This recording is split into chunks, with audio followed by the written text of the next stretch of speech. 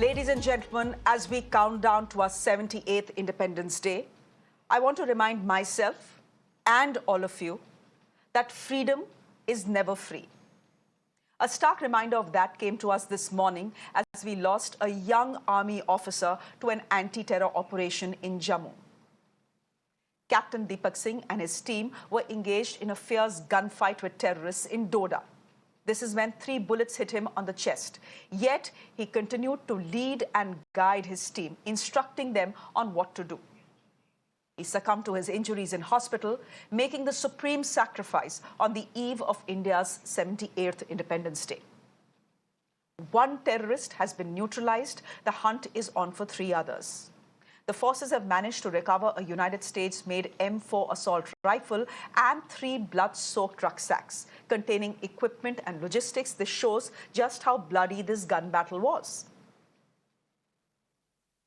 Ladies and gentlemen, Jammu has emerged as a big worry with the terror matrix shifting from Kashmir to Jammu. In the last 3 years, the Union Territory has seen 120 security personnel killed, 120 of them. Of them, 40% have been in Jammu. That tells you a story. There has been a recalibration of the security metrics in Jammu with more boots on the ground. But what remains a challenge in the fencing of the border from where infiltration takes place. Right now, only 70 out of 180 kilometers of the Jammu border with Pakistan has been fenced. Floodlighting has been completed only for 40 kilometers. Let me go straight across to Lieutenant General Syed Ata Hasnain, who is joining us on the broadcast. General Hasnain, thank you very much for your time. You know, we've spoken about this in such short durations. The interval has been so short that it is worrying. You have another army officer, a young captain of the Rashtriya Rifle, loses life in the line of duty in Jammu again. Why are we not being able to fix the problem? See, Shreya, for my very, very deep regrets for this very unfortunate loss. It again happens to be from a regimental unit of mine, 48 RR. And Captain Deepak Singh obviously has led right from the front and proven the true leadership qualities of Indian Army officers. But having said that, you and I have discussed this very often in the last 6 months. We have seen what is happening in Jammu. We have discussed in the past as to why Jammu got activated. The question now is how long before we can eliminate this opposition from the Jammu area? Because there's no doubt boots on ground have increased, additional formations have come in, additional units have come in. There has been a chain of meetings to activate the whole front. Intelligence, I'm sure, has been ramped up, but all this takes time. I can assure you that the moment you bring in human resources into an area, it takes the better part of about 3 months to 6 months sometimes to gain total effectiveness. Because without intelligence, there's no point just going in like that. Now, the positive side of this particular incident and this encounter is that, yes, encounters have started with the terrorists again in our search operations. It's not the first one. I think there are 1 or 2 others Correct. Which are going on at the same time in the Jammu sector, in the Jammu theatre. And we have lost an officer, no doubt. It's a good thing we have been able to neutralize the terrorist. This is just the beginning to my mind. I'm very positive in my orientation. I'm quite certain that even this encounter will follow up and lead to something more positive. And I hope that within the next 30 days to about 60 days or so, you will see a chain of encounters in which the results will be much more positive. There is no doubt we are fighting a very, very professional set of terrorists who may not be just ordinary terrorists, as we have discussed before. They are sponsored proxy fighters. Correct. They may be from the special forces of the Pakistan Army. They may be something similar to the bat teams that we see on the line of control. So all these things have to be kept in mind.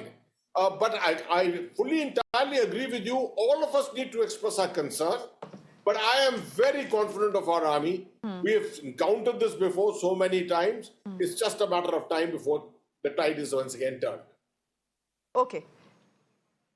Okay, Mr. S.P. Vaid, you're the ex-DGP of Jammu and Kashmir. Do you remain as optimistic as General Hasnain here, given the fact that, General Hasnain has spoken about bat action? I think it was the last attempted terror strike where the Indian Army had put out a statement saying very categorically this is bat action, which means the Pakistani army is involved as well. So there is no surprise there. Fact is that yes, while you will need to engage with terrorists once they have entered your territory, the real challenge is to plug the hole, to plug your leaking borders. Why is that such a tough task in Jammu? There are, I think, if I'm not mistaken, 24 sectors at the LOC from where infiltration takes place. Why can't we plug these holes? Shreya, good evening. First, your question that do you agree with the assessment of General Hasnain? Yes, absolutely. In fact, first of all, my tribute to Captain Deepak Singh and his family. What a young boy, handsome boy we lost. And see, you are up against a highly trained terror group which has managed to enter inside, whatever their number is, 50, 60, 70, I don't know the exact number, but they have managed to enter, and they are not only trained in hit and run, in jungle warfare, mountain warfare, they are armed with American M4, the carbines, and they, which is actually fitted with, some vision which can give you night vision as clear view as of a day. And sniper, it can hit, capability of sniper, it can hit up to 500 to 600 meters. So I think the tactics they are following is hit the officer who's leading. That is the pattern I see, who's leading the force, who's leading the encounter. And they, even Captain Deepak has been targeted specifically. This is what I get the input from the spot. And this was the pattern even in Desa, earlier encounter in Doda district. And I have been seeing this earlier occasions in Rajouri Punch. So these terrorists have managed to come. Now your question, they need to be neutralized. Your question that why our priority should be now to stop further infiltration. I totally agree with you that if another group of this much number manages to enter, you can imagine how much damage it can cause to the to our security situation. And the assembly election is in the offing. Okay. Now, yes, Jammu has some stretch of international boundary which is guarded by BSF, and a major portion is of the LOC, which is in the Rajouri Punch area of Jammu region. And there are leak points. Okay. See, some people have been mentioning that they are coming from Punjab border, they are coming from international border of Punjab or Jammu region.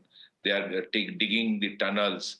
Now, whatever I say, whatever means they are using, we need to correct. There is infiltration, and we have not been able to plug the gaps. Yes, that's true. That is our I think the challenge is that you need to fence your border to ensure that is a weakness. That is a weakness because the work is very slow. This is something that should be happening on a priority basis. But look at the statistics we have. Out of 180 kilometers of the LOC in Jammu, how much has been fenced? Only 70. And 40 kilometers, there's floodlight only in 40 kilometers. So I do hope that security agencies and the government realizes what our priority needs to be, because the last thing you want is to lose more young officers like Captain Deepak. And I completely agree with you, Mr. Vaid, that this is targeted killing. Nothing else but targeted killing. We leave it there for the moment. Thank you very much for joining us, General Hasnain. Thank you. Thank you very much for joining us as well. Ladies and gentlemen, with that, it's a wrap from me. Thank you very much for watching. Shreya Upadhyay joins you up next with all the day's top stories.